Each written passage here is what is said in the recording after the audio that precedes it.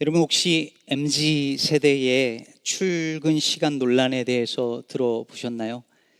알다시피 MZ 세대는 1980년대 초반에서 2000년대 초에 출생한 밀레니얼 세대와 1990년대 중반에서 2000년대 초반 출생한 Z 세대를 통칭하는 말이죠. 이 세대에 속한 분들이 그래도 좀 있으시죠, 여기?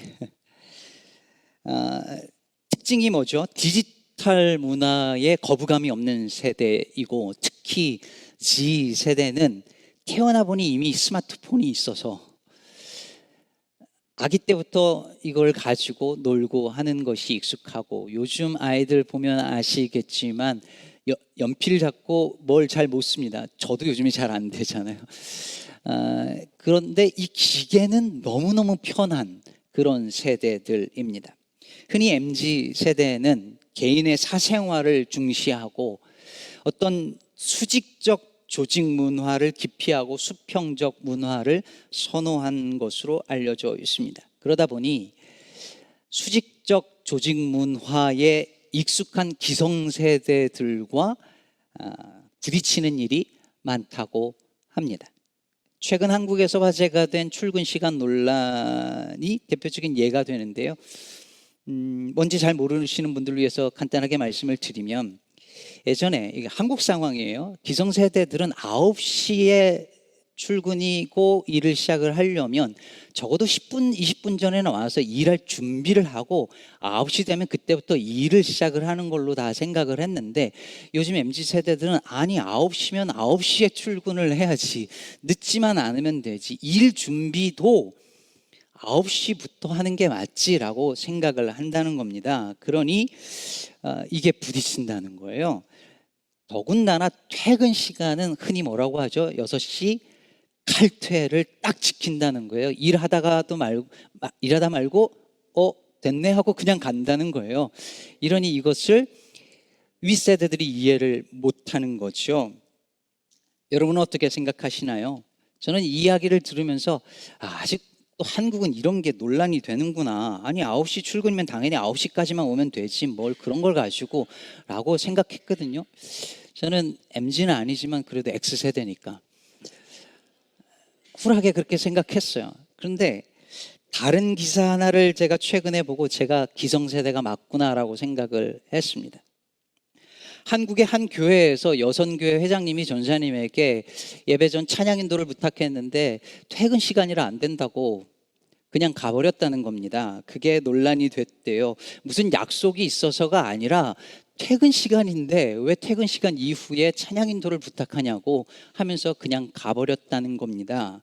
그래서 교회 논란이 많았대요. 근데 기사에 의하면 이런 일들이 요즘 한국 교회에 비일비재하답니다. 뭘 요청하면 요즘 젊은 전사님들 목회자들이 퇴근 시간이라 어렵겠다든지, 왜요? 제가요? 지금요? 이렇게 물어본다는 거예요. 생각해보니 제가 만약에 이런 대답을 들었어도 좀 당황스러웠겠다 싶습니다. 물론 미국에서 오래 사신 분들이나 젊은 세대 교우들에게는 뭐 그게 당연한 거 아닌가라고 생각하실지 모르겠지만 말입니다. 사실 기성세대가 젊은 세대를 이해하지 못하는 건 어제 오늘만의 일이 아니죠.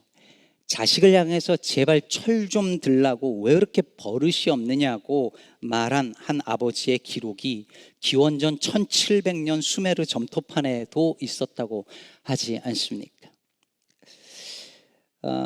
1300년도에 중세의 어떤 사람은 요즘 대학생들 보면 정말 한숨만 나온다고 말했다고 하고, 요즘 애들은 버릇이 없다라고 말한 것은 수천 년 전에도 있었다는 이야기잖아요. 어쩌면 저는 오늘 본문에 등장하는 이 루벤 지파와 갓 지파의 자손들, 이 세대들이 모세를 향하여서 요청을 했을 때 모세의 당혹스러움, 그 놀라움 혹은 절망이 이와 같은 혹은 그보다 훨씬 더 큰 분노에 가까운 것 아니었나 생각을 해보았습니다. 배경은 이렇습니다. 모세가 이끄는 이스라엘 민족이 이제 가나안 땅을 향해서 올라가는 중에 아모리 왕을 비롯해서 요단강 동편에 있는 왕들을 격파하고 그 성들을 함락시킵니다. 그래서 그 땅을 격퇴시키고 난 다음에 그 땅을 루벤 지파 자손들과 갓 지파 자손들, 즉 지금은 1세대들이 다 광야에서 죽고 2세대들이 남아있는 상황이잖아요. 근데 그 2세대들 중에서 루벤 지파와 갓 지파 그 새로운 세대들이 그 땅을 보고 모세에게 와서 부탁하는 겁니다. 우리에게 목축이 많은데 지금 이 땅을 보니까 야셀 땅과 길르앗 땅이 목축하기에 적합하니 우리는 요단강 서편으로 건너가지 않고 이 땅에 남게 해달라고 부탁을 한 거죠. 이 말을 들은 모세가 분노합니다. 이제 40년 광야 생활이 거의 끝나가고 드디어 가나안 땅 입성이 코앞입니다. 요단강 동편은 약속의 땅이 아니고 요단강 건너서 서편으로 가야 거기가 약속의 땅인데 이제 거의 다 왔는데 요단 동편에 남겠다는 무리들이 생겨버린 것입니다. 모세가 볼 때 이것은 이들만 그냥 남는다고 해결될 문제가 아니었습니다. 다들 싸우러 저기를 향해서 가는데 우리만 남겠다고 하면 모든 민족들이 다 사기가 떨어질 것이 너무나 자명해 보였습니다. 우리 교회가 뭔가 큰 사역을 준비하고 있는데 셀들 중에서 한 셀이 하시라고, 근데 우리 셀은 안 하겠다고, 반대하는 건 아니지만 우리는 안 하겠다고 하면 어떻게 되겠어요? 교인들이 사기가 꺾이겠죠. 어려워지겠죠. 그러니 모세가 그걸 보고 이러면 가나안 땅에 못 들어간다라고 생각이 든 것입니다. 사실 모세는 이 부분에 있어서 트라우마가 있는 사람이죠. 40여 년 전 가데스 바네아에서 10명의 정탐꾼이 우리 못한다라는 그 말을 한 걸 듣고 온 백성이 낙심해서 그래서 불평하고 원망하다가 40년 동안 광야를 떠돌아다니게 된 그걸 모세는 트라우마가 되어서 기억하고 있잖아요. 그런데 모세 입장에서 지금 이 다음 세대들이 와서 이야기를 할 때 모세가 볼 때 그들은 그들 부모 세대가 저지른 죄를 또 답습하는 것으로 보였을 것입니다. 그래서 오늘 본문 앞에 13절 14절에서 모세가 이렇게 말합니다. 여호와께서 이스라엘에게 진노하사 그들에게 40년 동안 광야에 방황하게 하셨으므로 여호와의 목전에 악을 행한 그 세대가 마침내는 다 끊어졌느니라.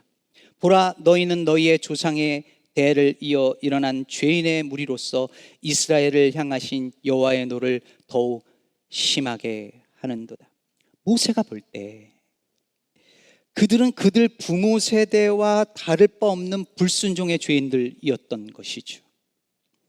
그런데 여러분, 이 새로운 세대들은 분명히 뭔가 부모 세대들과 달랐습니다. 여러분, 민수기를 쭉 읽으면서 보세요. 그 1세대들, 출애굽 1세대들이 어떻게 했었는지. 무슨 문제가 생길 때마다 모세를 비난하고 원망하고 불평하고 반역을 저질렀었잖아요. 그게 부모 세대들이에요. 그랬는데 이 세대들은, 지금 이 다음 세대들이 자기가 원하는 것들이 관철이 안 되게 생겼는데 불평하고 원망하는 게 아니라 어떻게 하냐면 합리적인 다른 대안을 내어놓습니다. 여러분, 이 앞에 나오는 슬로보앗의 그 딸들도 마찬가지잖아요. 아들 없이 딸만 있는 지파는 어떻게 하냐고, 딸들도 기업을 받아야 되지 않겠느냐고 모세에게 당당하게 가서 이야기를 해서 기업을 받아내지 않습니까? 오늘 본문의 르우벤 그리고 갓 지파 후손들도 마찬가지였습니다. 모세의 말을 듣고 나서 그 말을 이해하고 타협안을 제시합니다. 타협안이 무엇이죠? 자신들은 이곳 동편에 성읍을 짓고 거기에 아내들과 아이들과 가축을 남겨두고 자기들은 이스라엘 다른 지파들과 함께 요단 서편으로 가서 그 가나안 전쟁을 다 치르고, 그것도 가장 최선두에 서서 싸우고, 다른 백성들이 다 기업을 받을 때까지 절대로 돌아오지 않을 것이며, 모든 백성들이 다 기업을 받을 때 자기들은 절대로 요단강 서편의 어떤 기업도 요구하지 않고 요단 동편의 그 땅으로 만족하겠다라고 타협안을 제시합니다. 많은 설교가들과 성경학자들은 이들의 선택에 대해서 부정적인 평가를 내리고 있습니다. 아무리 그래도 요단 동편은 약속의 땅이 아니라는 거예요. 그래서 이들이 더 좋은 땅을 위해서 약속의 땅을 저버린 것으로 묘사합니다. 일리가 있는 말씀입니다. 모세의 입장에서 볼 때도 그랬지 않았을까 싶어요. 모세를 비롯해서 출애굽한 1세대들은 그들의 인생의 목표는 오직 약속의 땅이었어요. 그 약속의 땅 바라보면서 그 광야를 헤맸어요. 그걸 다 견뎌냈어요. 그리고 이 약속의 땅이라 했을 때 요단 서편에 있는 그 땅이었습니다. 머릿속에 약속의 땅은 그 땅밖에 없었어요. 그런데 이들 자손들은 달랐습니다. 이들은 광야에서 어린 시절을 보냈거나 광야에서 태어난 세대들이에요. 태어나 보니 광야예요. 애굽에서 종살이 해본 경험이 없고 출애굽의 그 긴박함도 모르는 세대입니다. 우리나라로 말하면 전쟁의 경험이나 상흔의 상처 이런 것들이 없는 세대일 수 있겠죠. 그런데 이들이 생각하는 약속의 땅과 부모 세대들이 생각하는 약속의 땅이 같을 수가 없지 않았을까요? 그러니 부모 세대는 감히 생각할 수도 없고 이해할 수도 없는, 상상할 수도 없는 요단강 동편을 달라고 모세에게 감히 요구를 한 거죠. 그들이 볼 땐 하나님을 떠나지만 않는다면, 가나안 정복의 그 싸움에 나아가는데 뒤로 빠지지만 않고 그것을 함께 싸우기만 한다면 꼭 요단강 서편에 있는 땅만이 하나님이 주시는 땅이라고 생각할 필요는 없다고 여긴 것입니다. 여러분은 어느 게 맞다고 생각 드시나요? 그래도 요단 서편으로 가는 게 맞을까요? 동편에 남는 것도 하나의 방법일까요? 기성세대나 기존 교회 전통에 익숙한 분들은 젊은 세대의 신앙의 모습이나 형태가 이해가 안 됩니다. 교회가 하는 일이면 다 참석을 해야지 왜 나는 빠지겠다고 하는지 이해가 잘 안 됩니다. 신앙의 같은 배를 탄 건데 저건 내 관심이 아니라고 빠지고, 우리 가족은 이번에 다른 일이 있다고 빠지고, 이게 어른 세대는 이해가 안 가요. 예배 시간마다 꼭 늦게 오는 것도 이해가 안 가고, 예배 드리러 오면서 반바지 입고 오는 것도 이해가 안 가고, 그러면서 커피나 음료수를 가지고 예배당 들어오는 것 정말 이해가 안 갑니다.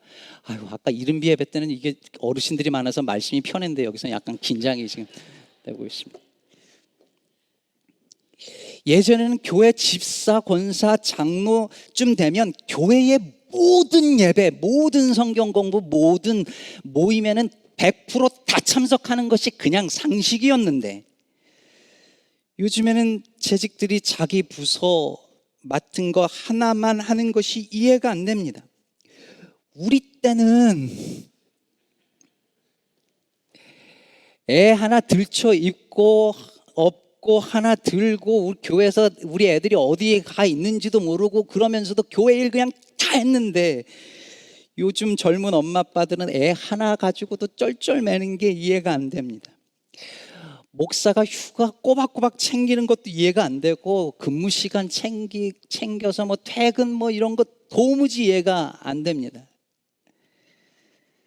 네, 어른들이 볼 때는 젊은이들의 이런 신앙의 모습이 이해도 안 되고 성에 차지도 않습니다. 저게 무슨 신앙생활이야 싶습니다. 그러나 그렇다고 해서 그들이 하나님을 사랑하지 않는 것일까요? 주님의 몸된 교회를 그들은 아끼지 않는 것일까요? 그렇지 않습니다. 오늘날 젊은 크리스찬들은 이스라엘의 새로운 세대들이 태어나 보니 광야였던 것처럼 오늘날의 젊은 크리스찬들은 태어나 보니 기독교가 쇠락하는 시기에서 예수를 믿게 된 세대들입니다. 어른 세대들은 바닥에서 사회 경제가 성장하는 것과 함께 교회가 막 성장하는 것을 본 세대들이지만 젊은 그리스도인들은 태어나서 교회에 와 보니 교회가 쇠락세에 있는 그 상황 속에서 교회를 다니기 시작한 예수를 믿은 세대들입니다. 다시 말해, 과거 어른들이 예수는 이렇게 믿는 거야, 신앙생활은 이렇게 하는 거야 라고 정해놓은 그 방식과 틀이 더 이상 워킹하지 않아서 하락세에 접어든 시기에 기독교인으로 살아가고 있는 세대라는 말입니다. 그러니 어떻게 어른 세대와 똑같은 방식으로 예수를 믿을 수 있겠습니까? 밀레니얼 세대에 속한 크리스찬 작가였던, 그리고 몇 년 전 세상을 떠난 너무 아까운 작가 레이첼 헬드 에반스가 쓴 교회를 찾아서 서론에 보면 오늘날 청년 세대가 왜 교회를 떠난지에 관해서 사역자들에게 이렇게 말하는 대목이 나옵니다. 나는 사역자들에게 오늘날 청년 세대는 이른바 문화전쟁, cultural war에 지쳤다고, 그리스도가 특정 정당, 권력과 결합한 모습에 지쳤다고 말했다. 그리고 오늘날 청년 세대는 자신들을 단순히 무엇을 반대함으로써가 아니라 무언가를 지지함으로써 드러내고자 한다고 이야기했다. 과거 우리 어른 세대 기독교인들은 진화론 반대, 페미니즘 반대, 동성애 반대, 이슬람 반대, 그렇게 무언가를 반대하는 것을 통해서 자신이 믿는 바가 무엇인지를 드러냈지만 요즘 세대는 진화론과 기독교가 어떻게 하면 같이 갈 수 있는 그 길은 없을까 모색을 하고, 동성애자들과 타 종교인들을 환대하며 친구가 되면서도 신실한 그리스도인이 될 수 있는 길은 없을까, 그것을 모색하고, 기후정의를 지지하면서 자신이 믿는 바를 드러내고자 한다는 것입니다. 기성세대가 이것을 이해하지 못하고 무조건 맞고 반대만 한다면 앞으로 이제 더 이상 청년들은 교회라는 곳에 오지 않을 거라는 말입니다. 그리고 그것은 이미 경험하고 있는 바입니다. 오늘날 이민교회가 경험하고 있는 최대의 문제점 중에 하나는 여러분들도 피부로 느끼시는 바, 사역자를 찾기가 하늘의 별따기입니다. 저희 교회 사역자들은 그 별을 따다 데려다 놓은 분들입니다. 정말 어렵습니다. 작은 교회, 큰 교회 할 거 없습니다. 큰 교회들도 못 구합니다. 1년, 2년이 지나도 유스 사역자 못 구합니다. 여러 가지 문제가 있어요. 여러분, 신학교에 있는 한인 신학생들 더 이상 한인교회 오지 않으려고 합니다. 되었거든요. 안 와요. 안 오는 건 둘째치고, 여러분 신학교에 지금 학생들이 계속 줄고 있고, 여러분 2세가 신학교에 가는 일은 이제 정말 희귀해지고 있습니다. 여러분 생각해 보세요. 2세들이 신학교 가는 것을 여러분들 주변에서 본 적이 있으세요? 최근에 별로 없습니다. 정말 없어지고 있습니다. 신학교를 안 가냐가 문제가 아니라 교회를 안 가잖아요. 교회를 안 가는데 청년들이 그 중에서 누가 신학교를 가겠어요? 여러분 악순환이죠.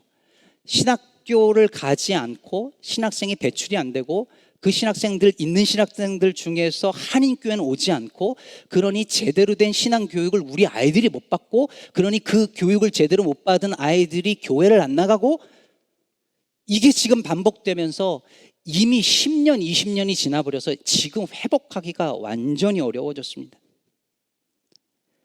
이걸 회복을 지금 정신 차리고 해도 30년, 40년 이상 걸릴 문제입니다. 그런데도 여전히 과거의 신앙의 형태에 고집을 부리고 이것만이라고 생각을 한다면 우리는 그 세대들을 다 잃어버릴 것입니다. 출애굽 1세대는 젖과 꿀이 흐르는 요단 서편에 위치한 약속의 땅, 그것 이상을 상상하지 못했습니다. 못합니다. 어른 세대는 교회는 이런 것이고 예배는 이렇게 드려야 되고 신앙은 이런 것이어야 한다는 그것 이상을 상상하기 어렵습니다. 다른 누가 아니라 일단 저부터도 그렇습니다. 제가 뉴저지에서 목회를 그만두고 쉬고 있을 때에 개척 안 하느냐는 소리를 여러 차례 들었습니다. 제가 개척을 하고 싶지 않았던 게 아니라 못했습니다. 돈과 열정이 없어서가 아니라, 물론 돈은 없었지만 돈과 열정이 없어서가 아니라 상상력이 없어서 못했습니다. 기성제도 교회와 다른 새로운 교회에 대한 상상력이 제게 없다는 것을 깨달았고, 그게 너무너무 원통했고 지금도 원통하지만 제겐 그것이 없다는 걸 저는 인정합니다. 누군가는 루벤 자손과 갓 자손이 요단 동편에 머무르려고 한 것이 이기적인 선택이고 불신앙적인 선택이라고 말할 수도 있고 그런 측면도 있지만, 오히려 그들이 요단 동편의 땅도 하나님의 땅이 될 수 있다라고 생각하는 그 상상력이 있다고 볼 수는 없을까요?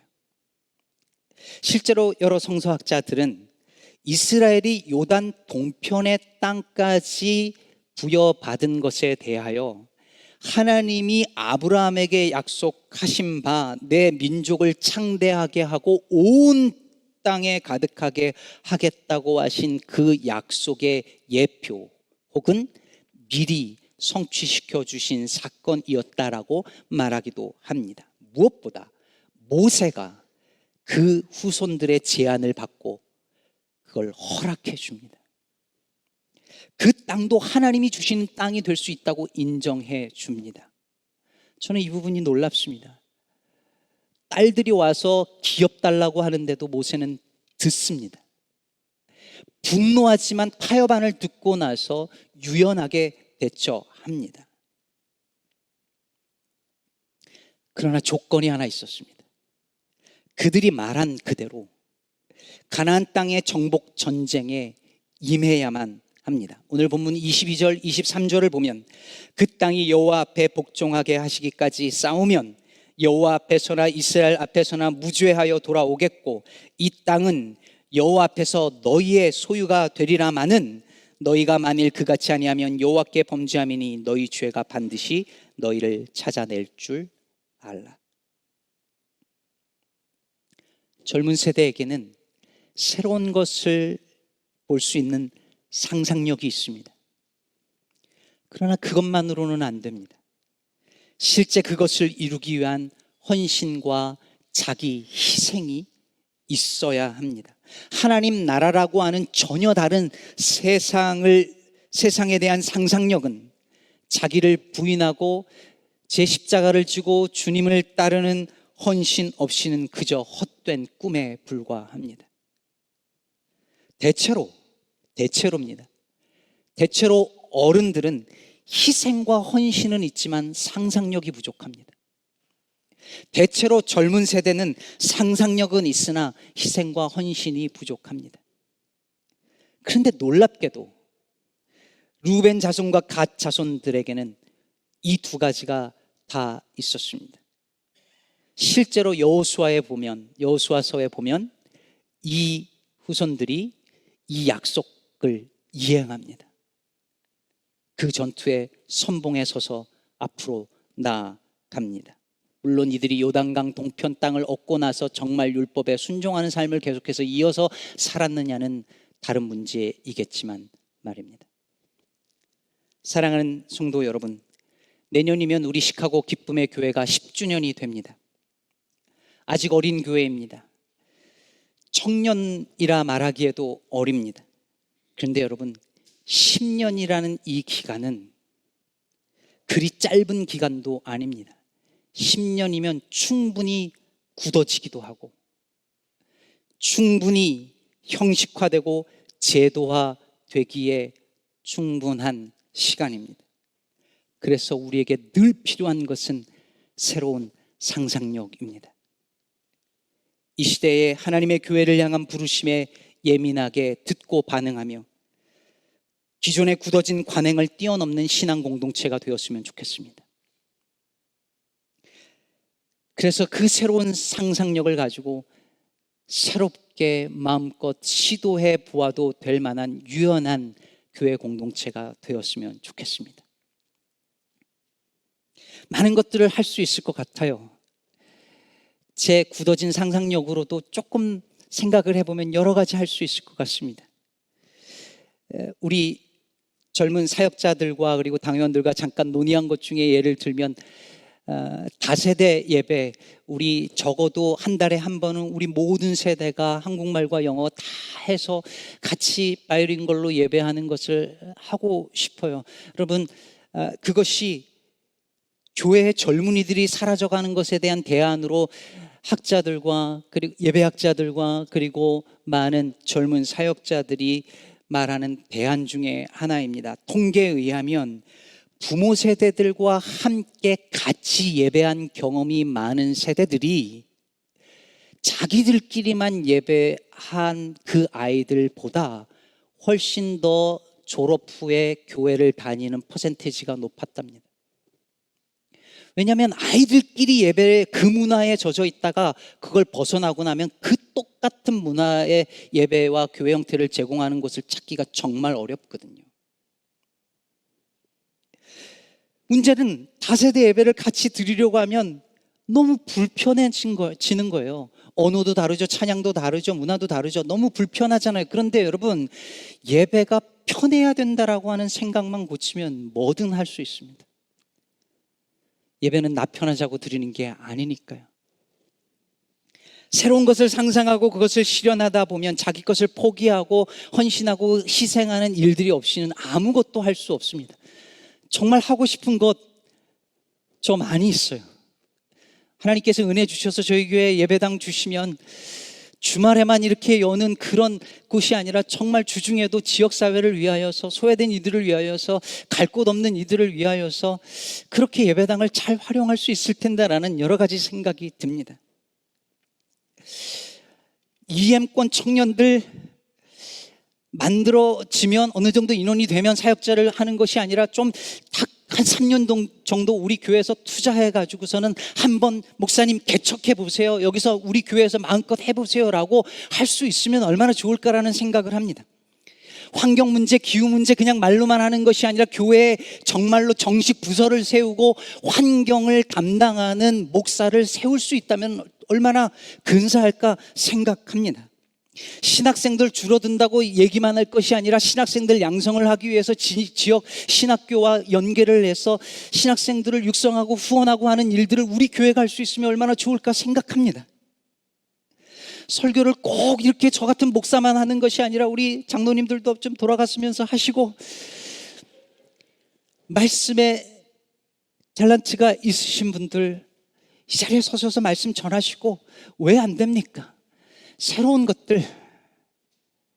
제가 언젠가 제 아내한테 그랬어요. 요즘 예수를 주로 그리스도로 고백하는 것 빼고 그것만 있다면 다른 건 뭐든지 해봐도 되는 시대다 말했습니다. 그러나 그걸 하기 위해서는 그 일의 맨 앞에 서서 희생을 감수하는 일 없으면 아무것도 안 됩니다. 뻔한 예배를 드리면 뻔뻔해진다는 말이 있습니다. 근데 그 반대도 맞습니다. 뻔뻔해지면 뻔한 예배를 드립니다.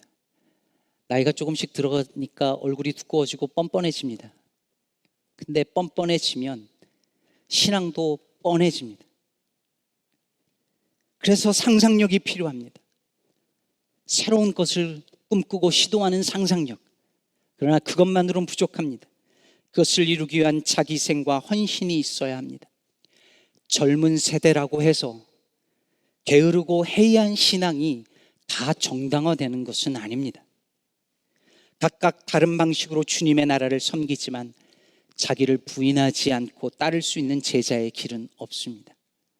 사랑하는 성도 여러분, 부디 우리 기쁨의 교회가 믿음의 새로운 상상력과 그리고 자신을 내어 던지는 그 헌신이 조화를 이루어서 정말 주님이 기뻐하시는 기쁨의 공동체에 세워가게 되기를 우리 주님의 이름으로 축복합니다.